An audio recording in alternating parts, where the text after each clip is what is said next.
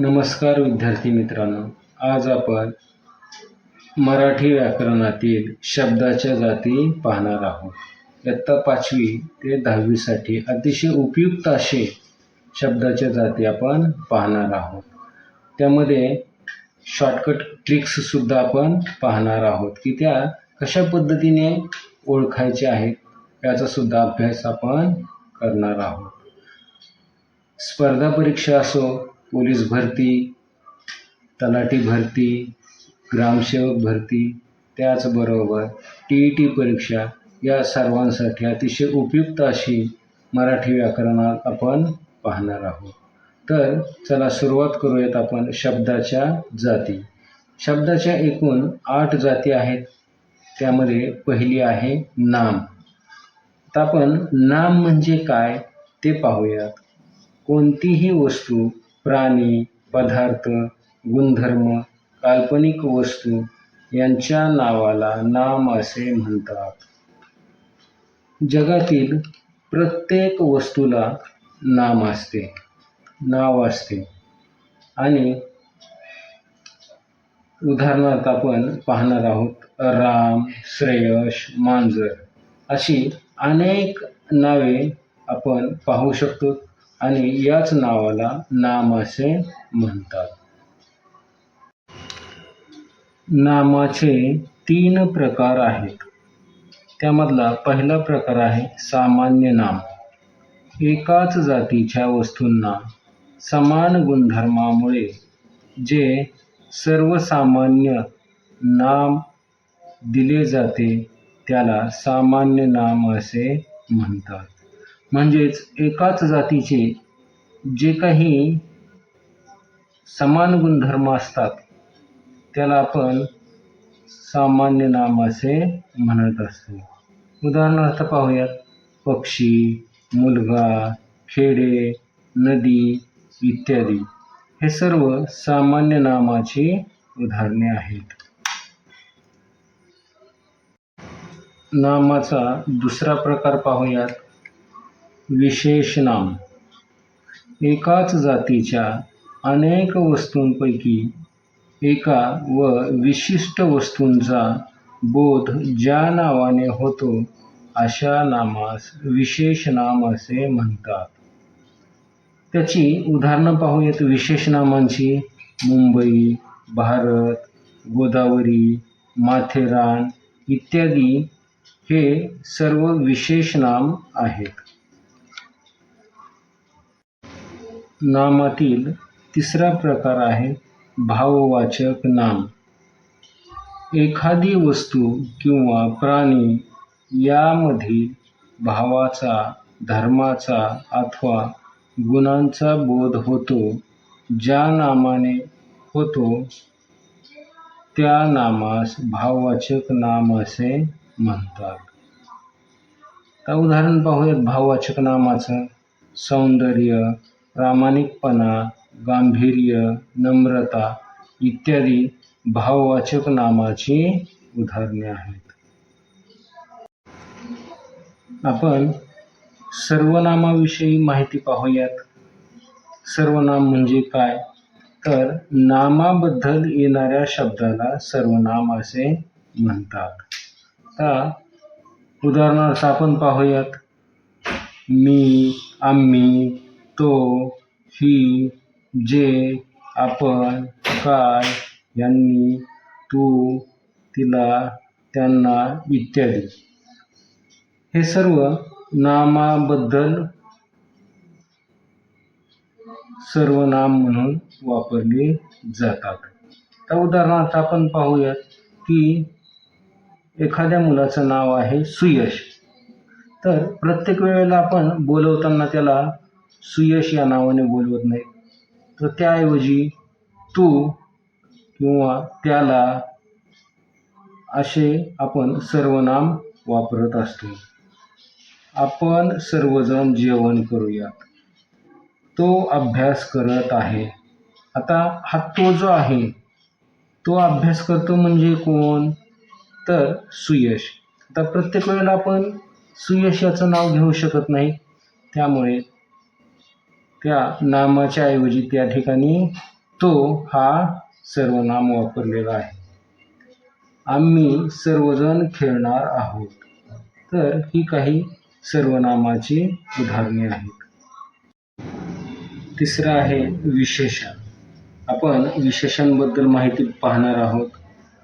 नामाबद्दल विशेष माहिती सांगणाऱ्या शब्दाला विशेषण असे म्हणतात. म्हणजे आपण नाम पाहिले यापूर्वी, सर्वनाम पाहिले. आता आपण विशेषण पाहत आहोत आणि नामाबद्दल जे काही विशेष माहिती सांगतात त्याला विशेषण असे म्हणतात. उदाहरणार्थ पाहूयात. कडू, गोड, हुशार, धूर्त, सुंदर, दोघे, पाच, चौपट, उंच. तर ही काय आहेत? विशेषणे आहेत. आणखीन काही विशेषणे आपण पाहणार आहोत. मग त्यामध्ये आणखीन काही विशेषणामध्ये पाहूयात की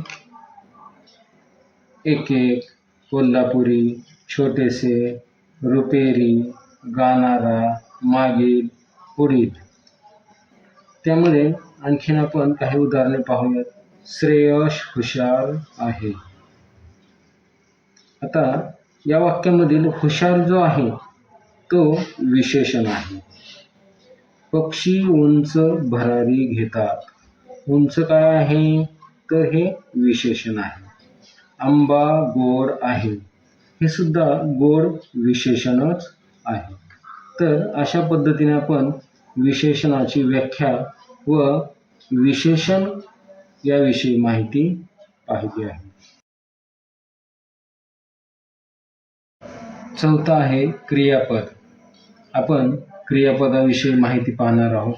वाक्याचा अर्थ पूर्ण करणाऱ्या क्रियावाचक शब्दाला क्रियापद असे म्हणतात. म्हणजे एखाद्या वाक्यात जेव्हा क्रिया पूर्ण होत असते, जो शब्द क्रिया पूर्ण करत असतो त्याला क्रियापद असे म्हणतात. तर उदाहरणार्थ पाहूयात. खातो, करतो, खेळतो, त्यानंतर बसतो, पळतो, हसतो, पितो, गातो, काढतो इत्यादी. म्हणजे हे शब्द वाक्याच्या शेवटी येत असतात, त्याला आपण त्या ठिकाणी क्रियापद असे म्हणत असतो. आता काही क्रियापदाची वाक्य पाहूयात. सुयश मैदानावर खेळतो. आता खेळतो हा शब्द जो आहे तो वाक्यातील क्रियापद आहे. जया सुंदर गाणे गाते.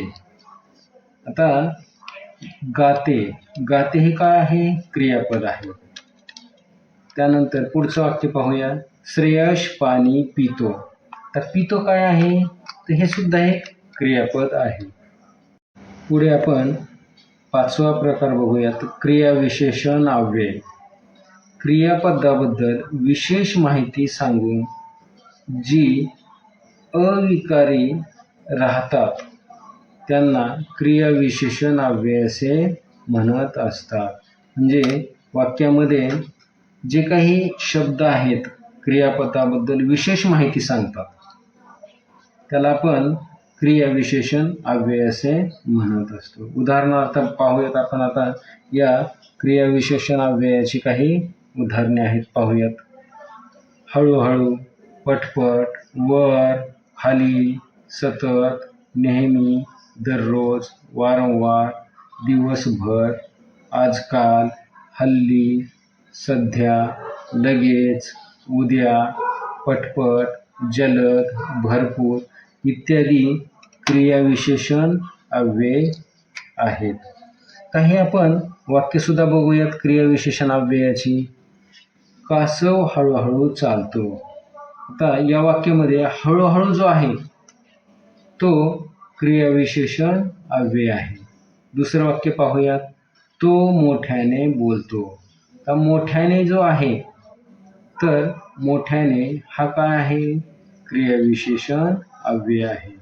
तिसरं वाक्य आहे. पाऊस दररोज पडतो. दररोज काय आहे? हे सुद्धा एक क्रियाविशेषण अव्यय आहे. सहावा आहे शब्दयोगी अव्यय. आता आपण शब्दव्ययाबद्दल माहिती पाहूयात. जे अविकारी शब्द वाक्यातील एखाद्या शब्दाला जोडून येतात त्यांना शब्दयोगी अव्यय असे म्हणतात. म्हणजे वाक्यामध्ये काही शब्द असतात आणि त्या शब्दालाच जोडून काही शब्द येतात. त्या जोडून येणाऱ्या शब्दालाच आपण शब्दयोगी अव्यय असे म्हणत असतो. तर उदाहरण पाहूयात आपण. उदाहरणार्थ कार्यक्रमाविषयी.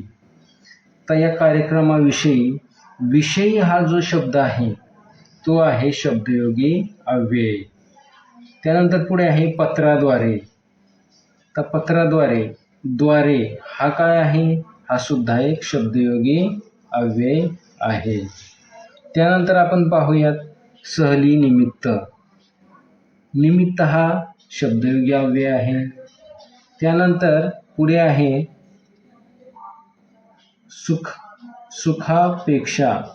पेक्षा. आता पेक्षा हा सुद्धा शब्दयोगी अव्यय आहे. शाळेबाहेर. बाहेर हा शब्दयोगी अव्यय आहे. प्रत्येक शब्दयोगी अव्ययाच्या खाली अंडरलाईन केलेली आहे. नदी पलीकडे. पलीकडे हा शब्दयोगी अव्यय आहे. परीक्षेपूर्वी. पूर्वी हा शब्दयोगी अव्यय आहे. दोघांमध्ये. मध्ये जो आहे तो शब्दयोगी अव्यय आहे. फुलापर्यंत. पर्यंत हा सुद्धा शब्दयोगी अव्यय आहे. आई सम. आई आणि सम. सम जो आहे तो शब्दयोगी अव्यय आहे. भारतासारखा. सारखा जो आहे तो शब्दयोगी आहे. जून नंतर. नंतर हा शब्दयोगी अव्यय आहे. प्रेमापोटी. पोटी हा जो आहे तो शब्दयोगी आहे. तर अशा प्रकारे हे आपण शब्दयोगी अव्यय पाहिलेले आहेत. तर ह्यात आपण वाक्य पाहणार आहोत. त्यामध्ये पहिलं वाक्य पाहूयात आपण या ठिकाणी. तो पक्षी झाडावर बसला आहे. आता या वाक्यामध्ये वर जो शब्द आहे तो शब्दयोगी अव्यय आहे. दुसरं वाक्य पाहूयात. माझ्याजवळ पुस्तक आहे. आता माझ्याजवळ यामध्ये जवळ हा शब्द जो आहे तो शब्दयोगी अव्यय आहे. तिसरं पाहूयात. माझा अभ्यास परीक्षेपूर्वी झाला. पूर्वी. आता पूर्वी हा सुद्धा काय आहे? तर शब्दयोगी अव्यय आहे. सातवा प्रकार आहे उभयान्वयी अव्यय. आता उभयान्वयी अव्यय म्हणजे काय? तर दोन किंवा अधिक शब्द किंवा वाक्य जोडणाऱ्या अविकारी शब्दांना उभयान्वयी अव्यय असे म्हणतात. म्हणजे दोन शब्द ज्या ठिकाणी जोडले जातात, ज्या शब्दाने दोन शब्द जोडतात त्यांना उभयान्वयी अव्यय असे म्हणतात. आता आपण या उभयान्वयी अव्ययाची काही उदाहरणे पाहणार आहोत. पाहूयात उदाहरणे. अथवा, व, वा, की, किंवा, पण, परंतु, परी, जे,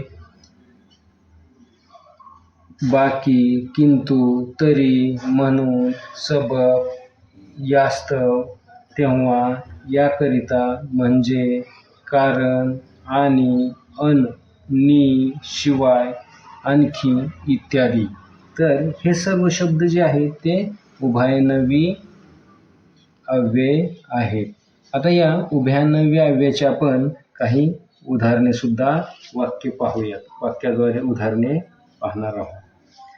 पहिलं वाक्य पाहूयात. सकाळी झोपेतून उठलो तेव्हा पाऊस आला. आता या वाक्यामध्ये तेव्हा जो शब्द आहे तो उभयान्वयी अव्यय आहे. म्हणजे या ठिकाणी काय झालेलं आहे की या दोन शब्दांना जोडलेलं आहे. त्यानंतर दुसरं वाक्य पाहूयात. मला गावाला जायचे होते पण बस आली नाही. म्हणजे पण या शब्दामुळे दोन वाक्य जोडली गेलेली आहेत. आठवा प्रकार आहे केवल प्रयोगी अव्यय. मनातील भावना व्यक्त करणाऱ्या उद्गारवाची अविकारी शब्दाला केवल प्रयोगी अव्यय असे म्हणतात. म्हणजेच काय? थोडक्यात पाहिलं तर आपण ज्या शब्दाच्या समोर उद्गारवाची चिन्ह येणार आहे त्याला आपण केवल प्रयोगी अव्यय म्हणून ओळखलं जातो. म्हणजे एखादं उदाहरण आहे आणि उदाहरणामध्ये ज्या वेळेला उद्गारवाची चिन्ह येत असते तर त्यावेळेला त्या शब्दाला त्या ठिकाणी आपण केवल प्रयोगी अव्यय असे म्हणत असतो. आपण उदाहरण पाहूयात. शब्बास, बापरे, आई ग, वा, छान, अच्छा, छे, छट, ठीक, अरेच्या, आहो, भले, अबब, हाय, ही सर्व काय आहेत? केवल प्रयोगी अव्यय आहेत.